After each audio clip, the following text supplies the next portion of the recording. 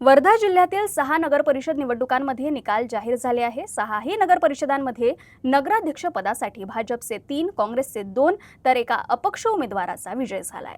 वर्धा नगर परिषदेच्या नगराध्यक्ष पदाच्या निवडणुकीत काँग्रेसचे उमेदवार सुधीर पांगोळे विजयी झाले आहेत, तर पुलगाव नगर परिषदेत काँग्रेसच्या उमेदवार कविता ब्राह्मणकर यांनी भाजपच्या उमेदवार ममता बडगे यांचा पराभव करत दणदणीत विजय मिळवलाय। आर्वी नगर परिषदेत भाजपच्या नगराध्यक्ष पदाच्या उमेदवार स्वाती गुल्हाने यांनी काँग्रेसच्या उमेदवार अंजली जगताप यांचा पराभव केलाय। देवळी नगर परिषदेत अपक्ष उमेदवार किरण ठाकरे यांनी भाजपच्या उमेदवार शोभा तडस यांचा पराभव केलाय।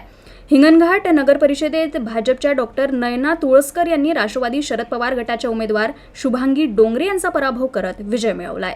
सिंधी रेल्वे नगर परिषदेत भाजपच्या नगराध्यक्ष पदाच्या उमेदवार राणी स्नेहल कलोडे यांनी राष्ट्रवादी काँग्रेस शरद पवार गटाच्या सुनीता कलोडे यांना पराभूत करत मोठा विजय मिळवलाय।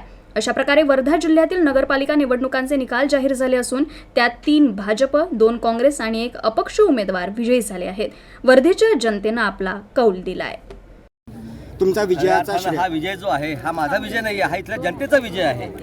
जेवढा धनाढ्य शक्तीविरुद्ध आम्ही लढलो, आमची महाविकास आघाडी लढली, आम्ही फार कमी सेना घेऊन लढलो, पण त्यांच्याकडे पूर्ण यंत्रणा असताना सुद्धा आम्ही त्याला मात केली।